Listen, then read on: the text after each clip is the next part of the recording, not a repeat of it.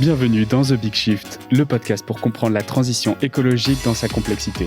N'oubliez pas de vous abonner et de laisser un commentaire et 5 étoiles sur iTunes ou Apple Podcast, ça m'aide vraiment beaucoup. Bonne écoute. Voilà, donc bonjour à tous. Aujourd'hui, je suis avec Cédric Ringenbach, qui est le fondateur de la Fresque du Climat. Salut Cédric. Salut Xavier. Merci beaucoup d'être avec moi sur The Big Shift. Je pense que les auditeurs apprécieront beaucoup cet épisode qui sera très explicite sur les causes et les conséquences du réchauffement climatique et du dérèglement climatique plutôt. Donc, tu as été le directeur du Shift Project depuis, en 2010 jusqu'à 2016, je crois. Et puis après, tu as créé ton association. La Fresque du Climat est une association. Et aujourd'hui, tu as aussi ton activité de consulting sur un thème qui est un peu similaire, donc la sensibilisation aux enjeux de la transition écologique, du réchauffement climatique, du dérèglement climatique. Donc voilà, je te laisse te présenter. Merci. Ouais, donc tu l'as dit, j'ai été mon premier vrai métier sur les enjeux environnementaux, c'est d'avoir été recruté pour diriger le Shift à ses tout débuts en 2010. Ça faisait 2 ans que j'avais compris qu'il y avait un sujet grave, et ça faisait 1 an que je m'étais formé sur les enjeux de climat quand je suis arrivé au Shift. Et puis en effet, par la suite, j'ai lancé j'ai exploré un certain nombre de directions, et puis là, il se trouve que la Fresque du Climat que j'avais créée en 2015 a trouvé son envol en 2018 parce que j'ai eu l'occasion de vérifier que c'est un atelier qui passe à l'échelle. Et puis du coup, ça s'est mis à accaparer toute mon énergie à partir de cette année-là, avec d'un côté l'association qui a pour but de former un maximum d'animateurs et de diffuser l'outil, et puis de l'autre côté, mes activités à moi, qui consistent beaucoup à faire des fresques dans les entreprises, mais pas que. Je les accompagne également sur les questions de climat et sur des questions, on va dire, niveau stratégique par rapport au climat. Ok, du coup, avant de commencer peut-être sur ton parcours, tu dis que du coup, tu as eu une sorte de prise de conscience, une réflexion avant de rentrer au Shift Project. Est-ce que tu peux m'en parler un peu ? Oui, le moment. Alors déjà, j'ai compris les enjeux climatiques en voyant les conférences de Jean-Marc Jancovici, comme beaucoup de monde, j'ai l'impression. Ensuite, j'ai eu un moment particulier de cristallisation de ce début de conscience et de prise de conscience. C'était des vacances à Bali, à l'autre bout de la planète, donc j'ai fait beaucoup de carbone pour aller là-bas. Okay. J'étais en vacances, donc l'esprit détendu, mais j'avais bouffé beaucoup de conf de Janco juste avant. Et j'étais sur des petites îles à côté de Bali qui s'appellent les îles Gili, et qui sont complètement dépendantes du continent pour l'eau, l'énergie et plein d'autres choses. Et donc, ça a permis de vivre dans ma vie de tous les jours le fait que les ressources sont finies, sont limitées, parce qu'on est sur une île. Donc, le courant tombe en rade plusieurs fois par jour. L'eau du robinet est saumâtre. Les nappes phréatiques ont été infiltrées par l'eau de mer. Donc, on le sent dans la vie de tous les jours qu'il y a des limites sur les ressources. Et c'est du coup toutes ces choses que j'avais compris d'un point de vue théorique sont devenues très concrètes. Et ça a été un déclencheur pour moi qui a fait qu'à la fin de cette semaine de vacances, je me suis dit, en fait, j'ai envie de bosser sur ces sujets-là. Tu faisais quoi avant ça ? Avant, je faisais la gestion de projets informatiques, donc j'étais bien rémunéré pour faire de la gestion de projets sur des grosses refontes de sites internet, ce genre de choses. Et puis j'avais donc à ce moment-là, j'ai décidé que l'environnement deviendrait mon métier, et ça a mis un certain temps, ça a mis 1 an pour que je me dise ok, maintenant je m'y mets, et je me mets à lire les rapports du GIEC. Donc ça a été cette prise de conscience, c'était en 2008, et puis en 2009 j'arrêtais tout pour lire les rapports du GIEC, et je rentrais au Shift encore 1 an plus tard. D'accord. Quand tu dis lire les rapports du GIEC, quelle version tu t'es farci ? Parce que c'est la 4e. Super buvable. C'est la 4e, c'est le 4e rapport du GIEC, et moi j'ai lu les résumés techniques des 3 groupes de travail. Donc c'est de l'ordre de 400 pages, entre 400 et 500 pages, en français, parce que c'était disponible en français. Et puis plus tard, quand les autres rapports sont sortis, je les ai lus, mais du coup d'abord en anglais parce que c'est la langue qui sort en premier. Puis plus tard, éventuellement, je les ai relus en français quand j'avais le courage. D'accord, ok. J'ai pas eu cette énergie de très loin. Les résumés pour décideurs, je les trouve Quand même, les parfois un résumés, peu. c'est pas très facile à lire. Moi, c'est aussi pour ça que j'ai créé la fresque. Mais les résumés, ça va quand même, c'est accessible. Ouais. Et du coup, le Shift Project, à partir de 2010, qu'est-ce que c'est et qu'est-ce qu'on y fait? Alors 2010, c'est le tout début, il y a déjà dans la tête de Jean-Marc Jancovici, son fondateur et son président, il y a l'idée qu'on va travailler plus sur les contraintes physiques des grandes questions environnementales, enfin des grandes questions climatiques, pour décarboner l'économie. Donc on se soucie moins du financement que des quantités physiques pour réussir à passer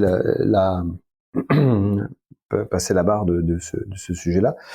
Et ce qu'on retrouve aujourd'hui d'ailleurs dans le plan de transformation de l'économie française, dans lequel il n'y a pas de chiffrage, et on comprend que en fait, si on veut mettre les moyens, l'argent on le trouvera, et c'est vrai que ça se vérifie. Ce qu'il faut vérifier, c'est qu'il y a suffisamment de personnes pour faire le boulot et de ressources pour y arriver également. Et après, l'argent, ce sera une formalité. Tu parles du coup de la stratégie nationale bas carbone, c'est ça? Non. La stratégie nationale bas carbone, c'est un projet français. Enfin, c'est un projet, c'est l'engagement officiel de la France. Je te parle d'un document qui vient de sortir, qui a été publié par le Shift Project, qui s'appelle le plan de transformation de l'économie française. Donc, c'est un plan. Parce que il nous faut un plan. Ici a fait un livre là-dessus aussi. Ouais, il y a un livre qui est sorti. Après, derrière le livre, il y a des documents qui vont beaucoup plus loin, secteur par secteur, qui sont le produit de 2 ans de travail de plusieurs centaines de personnes qui ont bossé sur ces sujets-là et qui sont tous des experts du domaine dans lequel ils s'expriment. Donc, ils ont vraiment cherché à éprouver, à mettre à l'épreuve de la réalité les idées de décarbonation qu'ils avaient pour leur secteur. Et donc voilà, ça c'est un boulot récent du Shift. Moi, quand j'ai démarré, il y avait rien. Enfin, c'est-à-dire que je suis arrivé, il y avait une table, un bureau, et puis on m'a dit voilà, maintenant faut produire. Donc j'ai commencé par recruter des gens, si possible brillants, bien câblés sur ces sujets-là. Et à l'époque, donc il s'agissait de monter des groupes de travail. Donc c'était déjà sur la thématique de on décarbone l'économie et comment on s'y prend dans le secteur du logement, par exemple, rénovation énergétique des bâtiments, dans l'industrie, telle industrie, etc. Et le but ensuite, après avoir bossé quelques mois avec des experts du domaine, c'est de pondre une recommandation et d'aller la porter devant les politiques ou leurs conseillers techniques. Et donc, on allait dans les ministères pour voir le conseiller énergie ou le conseiller climat de tel ou tel ministre. On lui présentait ce qu'on avait fait. Le gars, en général, il avait un peu creusé le sujet, donc il n'était pas trop surpris de ce qu'on proposait. Il était en général plutôt d'accord. Et puis, après, il me disait, c'est bien, merci, ça va m'aider, moi, à convaincre mon ministre. Mais ensuite, il était comme tout le monde, il ramait contre le courant au sein d'un ministère dans lequel il n'y a pas grand monde qui connaissait ces enjeux et qui s'y intéressait. Donc, c'est très, très ingrat, très dur, parce que on a l'impression d'avoir bossé comme des fous, d'avoir un super résultat. Et puis, à l'arrivée, t'as un impact assez faible. Et donc, c'est pour ça aussi que l'enjeu du Shift et de plein d'autres organismes, c'est d'avoir un impact sur la population, sur l'opinion publique ou sur les décideurs économiques, sur les patrons d'entreprise, qui, eux, ensuite, iront voir les politiques ou voteront pour les bonnes personnes pour que les choses changent. Voilà. Donc je continue de bien me retrouver dans cette façon de faire. D'accord, ok. Quelle est la part, à ton avis, quand tu dis que vous avez passé des années à faire des travaux super intéressants et que derrière, parfois, ça termine un peu en cul-de-sac, quelle est la part des travaux qui arrivent vraiment à un niveau politique où ils sont utilisés et quelle est la part de ceux où vraiment vous dites c'est compliqué. Non, c'est jamais jeté par les fenêtres parce que il y a toujours une communauté de fans qui vont lire ces documents, pas de fans, de gens qui s'intéressent à ces sujets, qui vont lire ces documents, qui vont s'en emparer, même, et donc certains ont aucun levier sur rien, c'est juste un pur intérêt intellectuel personnel, et d'autres c'est un peu quand même leur métier dans une boîte, dans un ministère, etc. Donc ça finit par infiltrer tout un réseau de gens qui sont dans les rouages du système et qui petit à petit prennent connaissance, se forgent une opinion sur la bonne façon de décarboner les choses, et donc c'est jamais perdu. Donc je peux pas répondre à ta question. Il n'y a pas un pourcentage qui était jeté à la poubelle et puis un autre qui a atteint son objectif. Il y en a aucun qui a donné l'impression d'atteindre son objectif clair, qui aurait été un ministre qui s'en empare et qui nous consulte pour proposer une loi à rédiger ou des choses comme ça, que ce soit au niveau français ou européen, il y en a aucun qui a atteint ce niveau de target, quoi. Mais c'est pas grave, c'était pas forcément le seul objectif.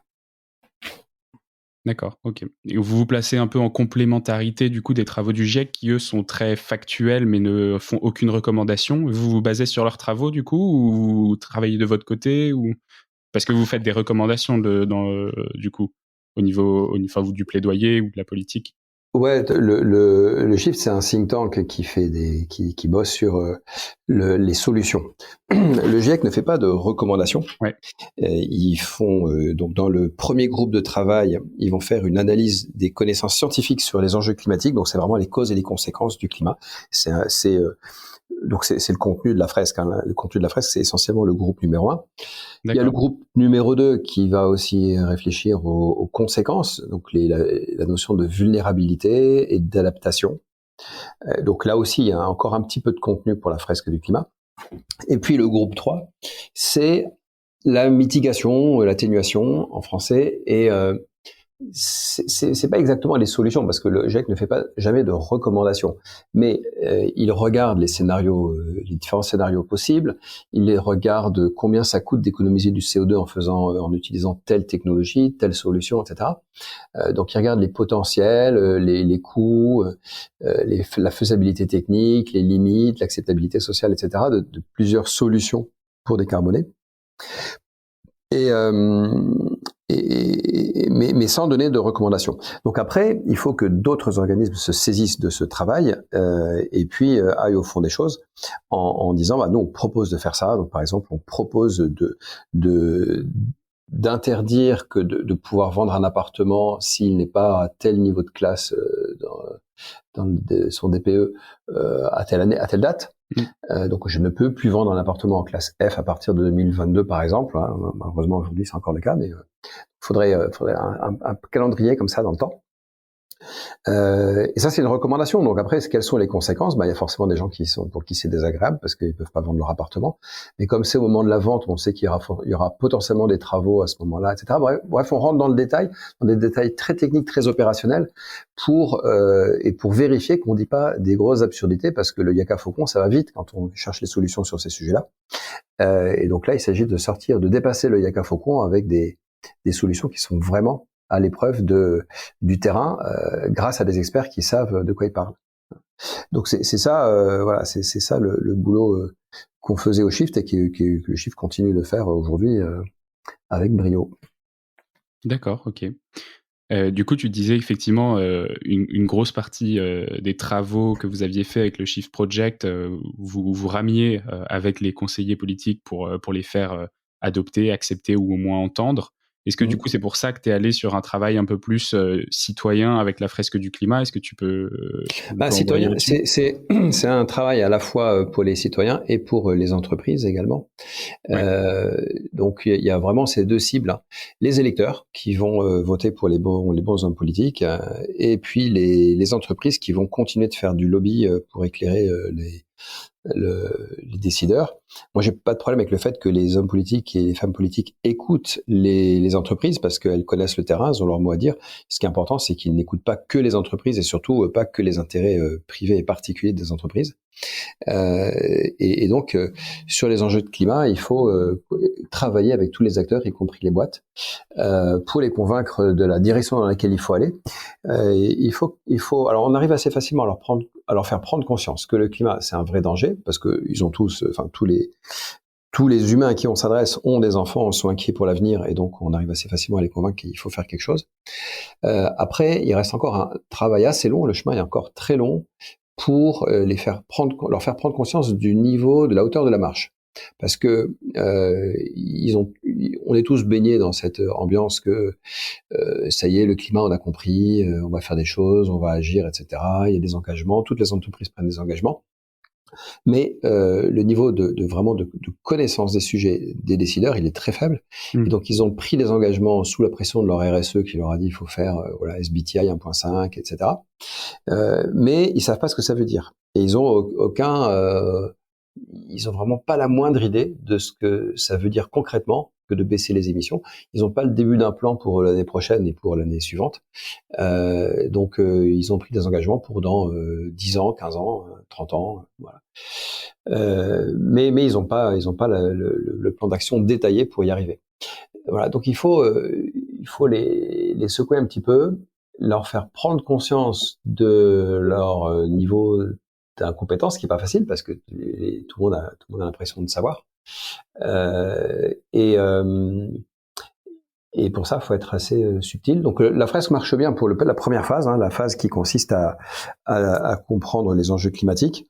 Donc c'est vrai que les participants à la fin nous disent ah ouais, je pensais savoir, mais j'ai quand même appris 2-3 trucs. Ou alors ils nous disent ah bah je pensais savoir, mais franchement je savais pas grand chose à l'arrivée. Ouais, donc ça c'est la première, ça c'est une première étape. Ouais, ça marche bien pour ça. Ça c'est une première étape. Et puis après, ça ne fait que commencer. Après une fresque, il faut surtout pas les lâcher. Il faut continuer par la suite. Et y aller vers maintenant, c'est quoi votre plan pour la suite? C'est quoi vous avez un engagement SBTI, concrètement comment vous allez vous y prendre? Qu'est-ce qui vous garantit que ce que vous avez mis en place là, ça va vraiment réduire les émissions? Parce que dans les plans des entreprises, assez sérieusement, souvent on a un plan d'action et puis il y a personne qui a fait le calcul pour savoir quelles allaient être les réductions effectives une fois qu'on a mis ce plan en place. Donc voilà, il faut les challenger là-dessus. Et alors après la fresque, justement, un boulot comme celui du Shift, comme le PTEF, c'est un super outil pour que les entreprises,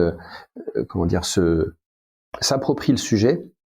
Parce qu'en gros, une fois qu'elles ont compris que le climat c'est grave, une fois qu'elles ont compris qu'en fait elles y connaissaient rien, elles avaient rien compris jusqu'ici, quand on a enfin leur attention et leur oreille avec un petit peu d'humilité de dire oui, en fait c'est vrai, j'ai encore besoin de comprendre 2-3 trucs pour avancer.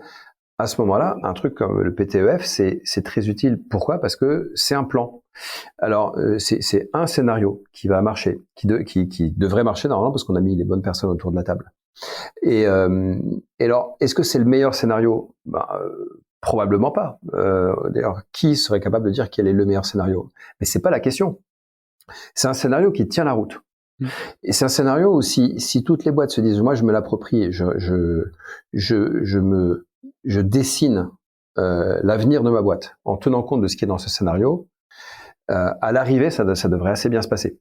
On devrait vraiment largement réduire les émissions, voire même atteindre les objectifs. Donc c'est un scénario qui a ce gros avantage d'être cohérent. Il y a des rebouclages dans tous les sens. Il y a toutes les interactions d'un secteur à l'autre qui sont modélisées. Et pour ça fonctionne. Donc en gros, on n'a pas le temps de refaire le match, on n'a pas le temps de tout réinventer, et donc les boîtes devraient s'emparer de ce plan en disant, il nous faut un plan, donc c'est bon, il y en a un. On évalue assez rapidement, assez facilement qu'on peut avoir confiance dans le process d'élaboration et dans les compétences des gens qui l'ont rédigé, et après on perd pas plus de temps, on y va, on avance, on le met en place. Et on s'en sert comme une boussole pour savoir vers où on va, dans quelle direction on va, et où est-ce qu'on doit être dans 1 an, 2 ans, 5 ans et dans 10 ans. Voilà le genre d'outils qu'il faut avoir. Et les citoyens, pareil, les citoyens, il faut qu'ils s'approprient ce genre de choses. Il faut que ça rentre dans les imaginaires collectifs. Ça veut dire aussi que je pense que des gens qui rédigent les scénarios, les scripts des futures séries télévisées ou des films à grand succès, ils devraient lire ce genre de choses. Et à partir du moment où ils font un film qui se passe dans 1 an, 2 ans, 5 ans ou 10 ans, sans que ce soit de la science-fiction, ils devraient s'inspirer de où on en sera d'après ce plan, pour que ça devienne hyper naturel de se projeter dans un monde où il y a moins de voitures, on prend moins l'avion, on mange moins de viande, mais peut-être qu'on mange quand même de la viande de temps en temps, mais quand on mange de la viande, c'est la fête. C'est 1 fois par mois et c'est la fête au village. Et c'est des imaginaires à construire pour que ce futur il reste désirable et ce soit pas un truc où on se dit il faut juste se serrer la ceinture, c'est horrible, etc. Donc il y a des choses en moins, il y a plein de choses en plus. Voilà, donc tout ça, il faut se les approprier. Et on a besoin voilà, on a besoin d'un scénario, en gros. Donc, quand il y en a un qui est bien ficelé, faut s'en servir. Ok, c'est vrai qu'au sinon, on a plutôt tendance à voir des scénarios apocalyptiques quand on parle climat. Dernier en date du club, puisqu'on enregistre en février 2022, pour ceux qui écoutent un peu plus tard. Ouais. Ok. Eh bien, écoute, sur ces bonnes paroles, est-ce que du coup, tu peux m'expliquer ce que c'est que l'atelier de la fresque du climat, comment t'es venue l'idée, et enfin, comment t'es venue l'idée maintenant, on a un peu la réponse, mais comment est-ce que ça se présente et qu'est-ce qu'on y fait? Oui, alors la fresque, c'est un jeu de 42 cartes que les participants vont remettre dans l'ordre des causes et des effets. Donc les participants, on les met autour d'une table, ils sont 5 à 7 autour d'une table. Il y a un animateur qui leur pose 7 cartes sur la table et ils doivent retrouver les liens de cause à effet. Par la suite, on leur en donne d'autres, à la fin il y en a 42. Et de faire ce travail, c'est extrêmement pédagogique. Ça permet vraiment de bien comprendre progressivement chacune des composantes du changement climatique, le lien avec toutes les autres, etc. Donc, on construit progressivement cette grande fresque sur 1 mètre sur 2, ensemble. Donc, ensemble, c'est très important.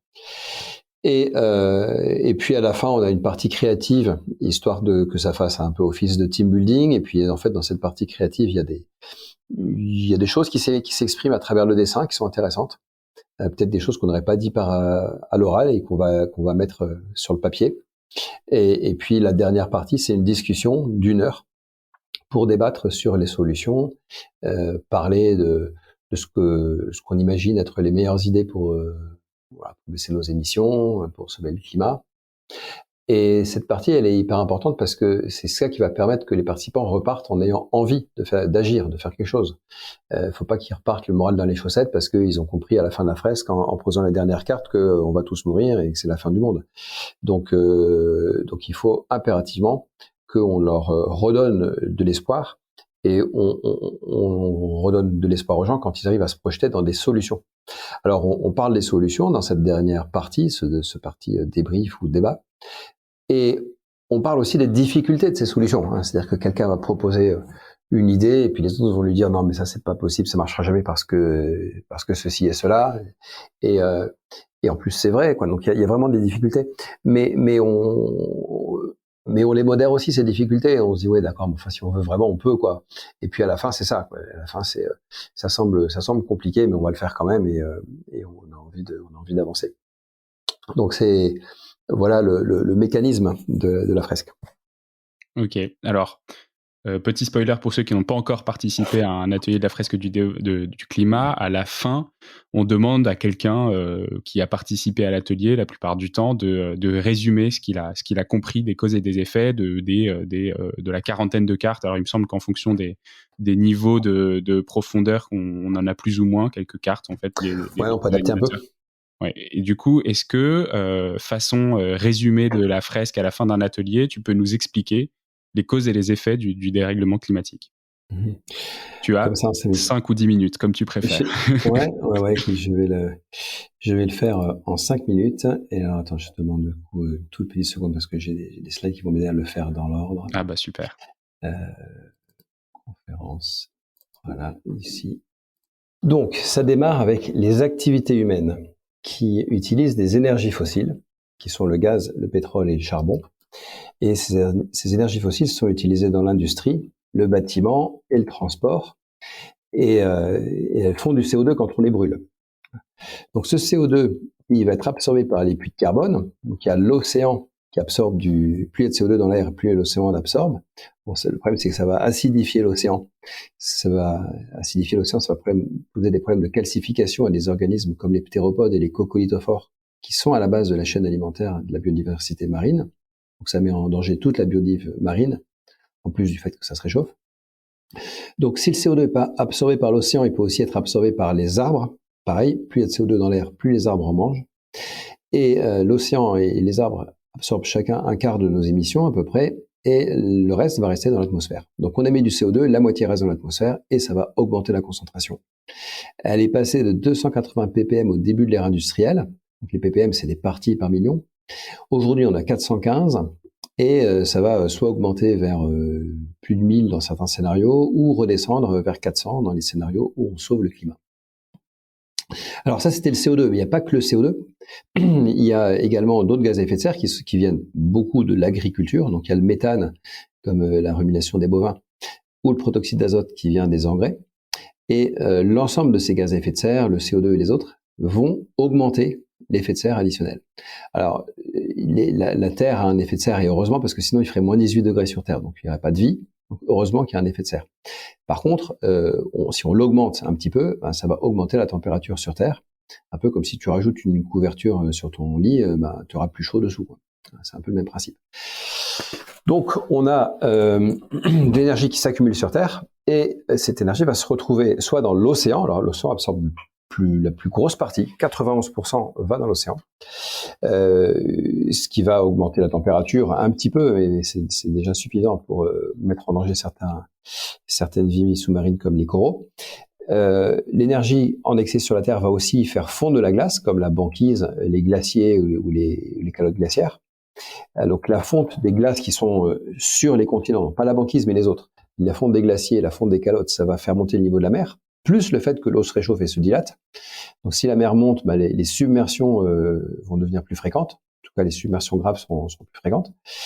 Et puis alors, si on revient sur où va l'énergie qui s'accumule sur Terre, bon, une partie va dans le sol, ça, il n'y a pas trop de conséquences, mais 1% seulement va dans l'atmosphère. Donc 1% de l'énergie qui s'accumule sur la Terre va dans l'atmosphère et fait augmenter la température. Donc la température, elle a déjà augmenté de 1,2 degré.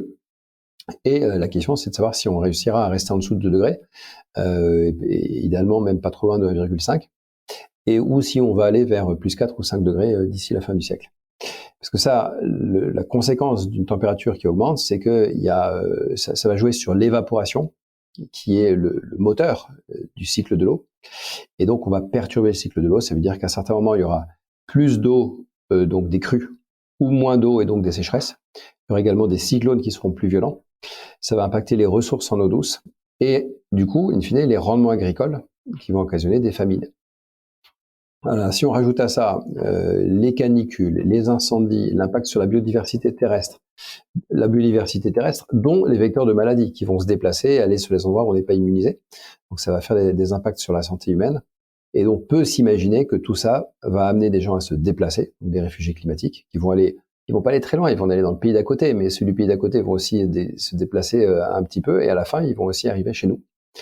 Et tous ces chamboulements pourraient nous amener des conflits armés, que ce soit internationaux ou même locaux, à l'intérieur d'un pays, des déstabilisations sociales. Voilà. Et c'est évidemment ce qu'il faut absolument éviter.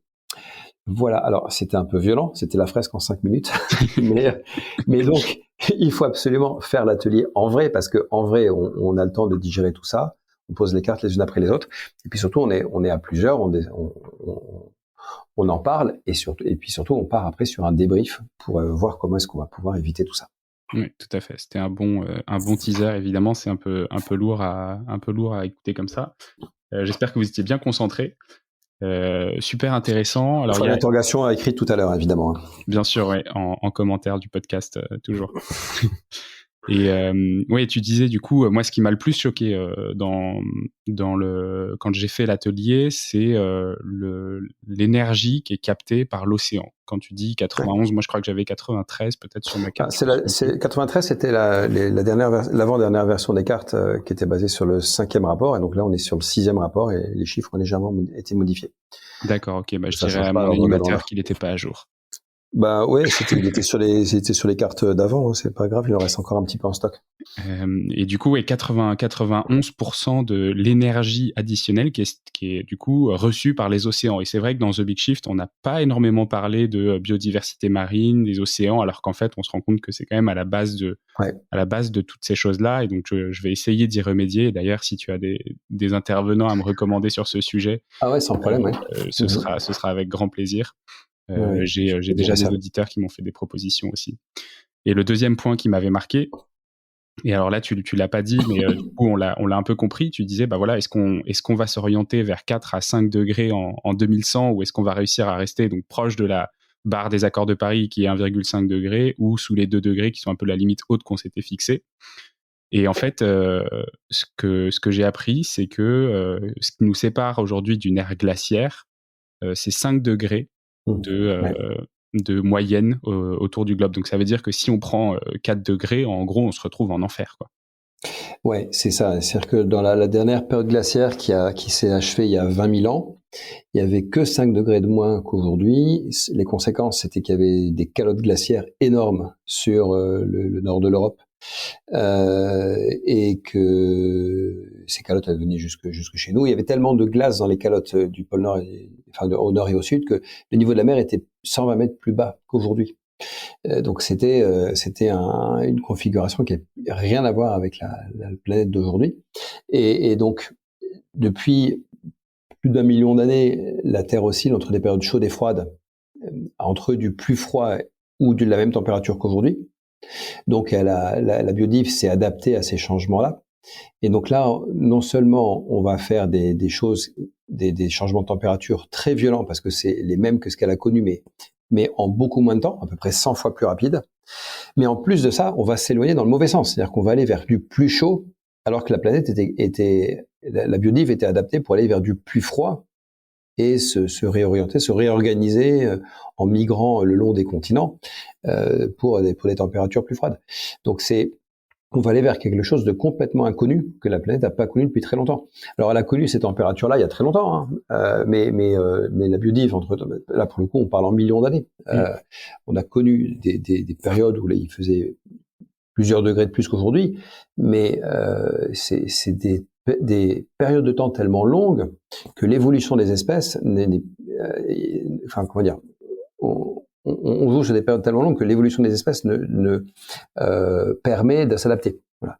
Donc si on parle en millions d'années, en dizaines de millions d'années, sur des dizaines de millions d'années, en effet, il a fait plus chaud, et puis le CO2 a baissé dans l'air et la température a baissé également, mais les espèces se sont adaptées.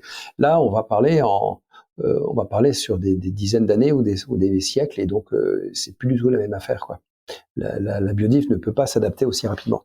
Donc le changement climatique, c'est ce qui menace, c'est une des menaces sur la biodive, c'est pas la seule, hein. Aujourd'hui, on estime que c'est la 3e cause d'érosion de la biodiversité, mais ça peut devenir la première à terme, quand les causes seront accélérées.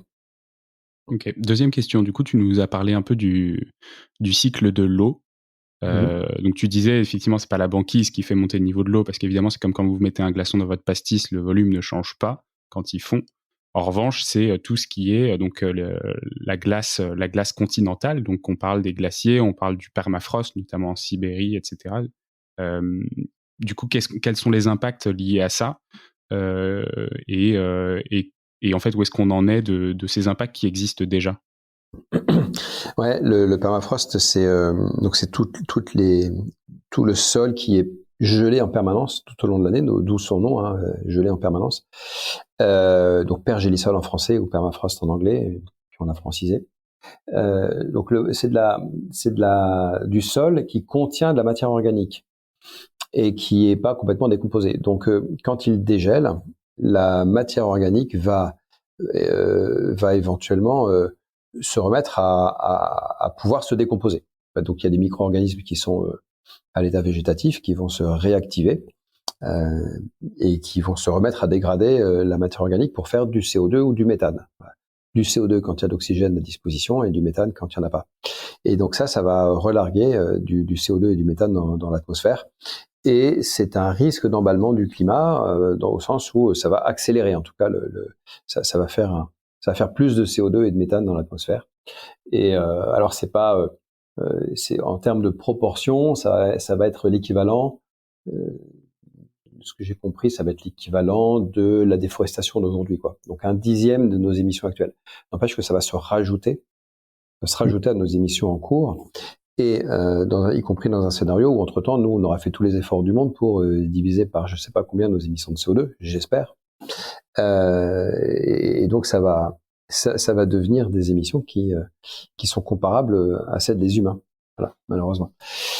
Et c'est une boucle de rétroaction parmi d'autres, parce qu'il y en a plein d'autres. Il y a la fonte de la banquise qui va rendre la surface de la Terre à cet endroit-là beaucoup plus foncée et elle absorbera mieux les rayons du soleil. Il y a le ralentissement de la circulation thermohaline qui est très importante pour mélanger l'océan de surface et l'océan profond. Donc c'est important de mélanger l'océan entre la surface et le fond parce que c'est ce qui permet à l'océan d'absorber plus de carbone et d'énergie. Parce que, évidemment, par définition, le carbone et l'énergie, ils se dissolvent à la surface. Et si on fait rien, ça reste en surface. Voilà. Et donc, il y a un niveau il y a une stabilisation, il y a un équilibre qui se recrée entre l'eau et l'air, en termes d'énergie et en termes de concentration en CO2. Et la circulation thermohaline permet de remélanger tout ça et d'envoyer au fond de l'océan de l'énergie et du carbone. Donc, l'océan, ça permet du coup à l'océan de jouer son rôle d'amortisseur du climat. Mais si cette circulation ralentit, eh bien c'est assez dangereux parce que ça va empêcher de jouer ce rôle-là. Et cette circulation pourrait ralentir parce que le moteur de cette circulation, c'est de l'eau qui est salée et très froide à certains endroits, donc notamment au sud du Groenland, et qui va plonger très profondément et très violemment au fond de l'océan. Et ce moteur, il suffit de lui mettre dessus de l'eau douce pour le ralentir. Et comme il y a le Groenland à proximité qui est en train de fondre, de l'apport d'eau douce du Groenland peut ralentir le moteur de la circulation thermohaline. Voilà. Ça aussi, c'est une boucle de rétroaction qui est potentiellement assez dangereuse. Ok, écoute, merci beaucoup. Pour comprendre bien tout ce qu'on est en train de dire, je peux que vous recommander de faire une fresque du climat. Il y a beaucoup d'animateurs qui permettent de le faire à beaucoup d'endroits dans toutes les villes en France. Ça, on commence même à le faire à l'étranger. Et du coup, j'en viens à mon sujet suivant. Ton objectif avec la fresque, c'est de sensibiliser 1 million de personnes. Pourquoi 1 million? Pourquoi pas plus? Et où est-ce que t'en es aujourd'hui là-dessus? Alors, pourquoi 1 million? Pourquoi pas plus? Évidemment qu'on va pas s'arrêter à 1 million. Hein. Ça, tu l'auras deviné. Pourquoi 1 million? Parce qu'en fait, quand j'ai annoncé 1 million, c'était en 2018. Alors en 2018, pour se mettre dans le contexte, on venait de faire une opération où on avait fait jouer 900 étudiants en une demi-journée. Avec 30 animateurs que j'avais recrutés dans les 2 semaines qui précèdent. Donc c'était quand même gros challenge et ça s'est bien passé. Donc imagine chacun des animateurs, ils étaient devant une salle de 30 personnes, 5 tables de 6 et c'était la première fois qu'ils animaient. Donc aujourd'hui, quand on se forme à l'animation, on commence par une table, puis 2, puis 3 et souvent on est coaché. Donc à l'époque, c'était vraiment l'épreuve du feu, quoi. Et ça s'est bien passé. Donc là, c'était quand même le truc qui m'a fait dire, ok, cet outil il passe à l'échelle, voilà, on peut y aller. Et pour que les gens comprennent ce dont on parle, j'ai annoncé au bout de quelques semaines, je me dis il faut un truc qui marque, qui choque.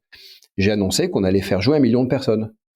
Pour qu'on comprenne que c'est pas un petit projet dans un coin où on va faire jouer 3 maternelles et 2 CM2.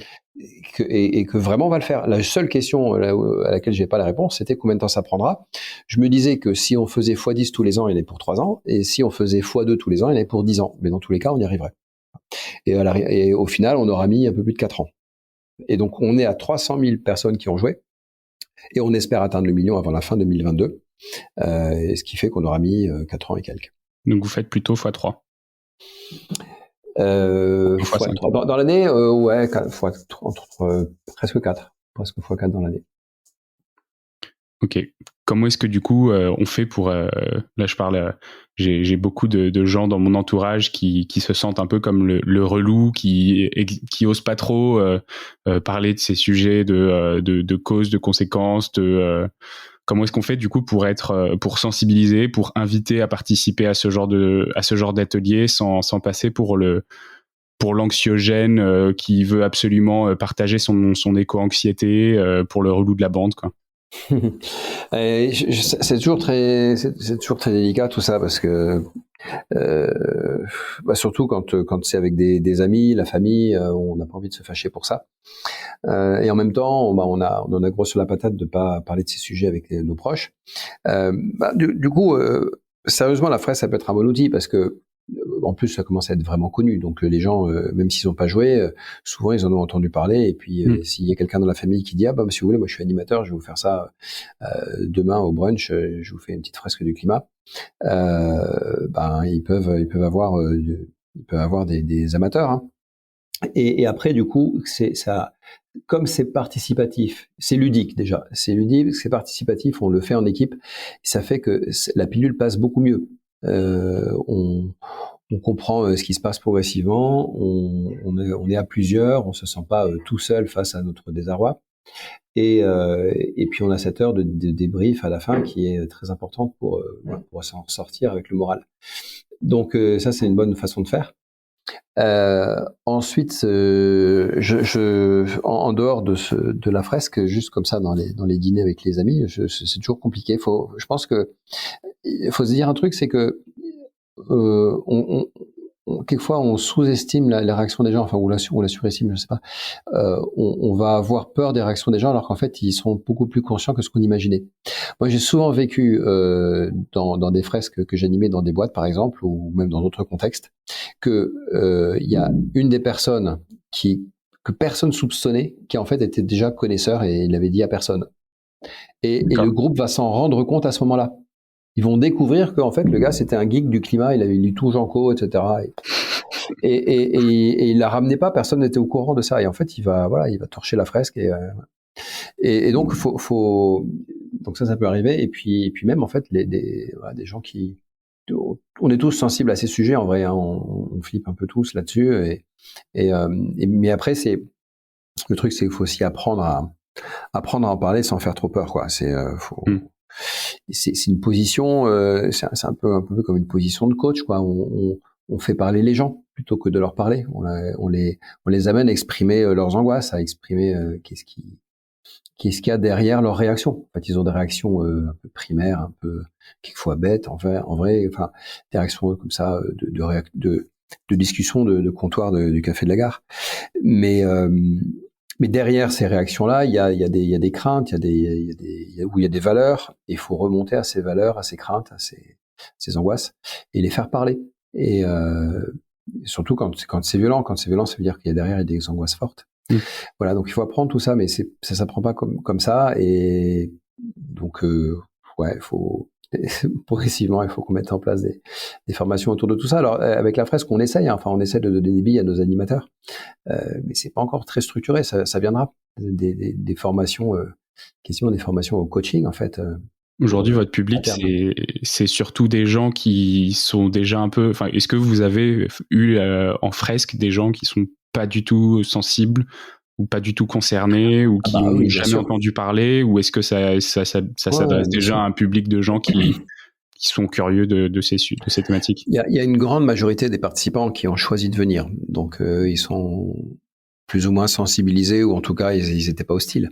Ouais. Mais il y a aussi des fresques qui sont faites dans le cadre d'un team building dans une entreprise, et auquel cas tout le monde vient, il n'y a pas le choix. Voilà. C'est là qu'on a des chances de rencontrer des climato-sceptiques sur un très gros groupe. Mais c'est de plus en plus rare. On fait également de la fresque dans les universités, les grandes écoles. Donc là, là c'est vos programmes. Donc les élèves n'ont pas le choix, ils viennent. Et puis dans les plus petites classes, pareil. Quand on va faire jouer une classe entière, c'est des élèves qui n'avaient rien demandé. Et puis on leur dit aujourd'hui, le programme c'est fresque du climat. Voilà, entre deux récrés, c'est parti. Et d'ailleurs, c'est assez génial, les animations avec les jeunes, hein, primaire, fin de la primaire, collège. Ils ont des réactions hyper matures par rapport à ce qu'on pourrait imaginer pour leur âge. Ils sont très ils voient les choses comme elles sont, quoi. Ils disent surtout les choses comme elles Ils sont. sont au courant. Au courant, pas forcément, parce que eux, quand on leur parle de climat ou d'environnement, ils croient que ça veut dire qu'il faut trier ses déchets ou pas jeter des papiers par terre, mais ou arrêter les pailles en plastique. Mais n'empêche que ils comprennent qu'il y a un sujet grave et ils ont des mots.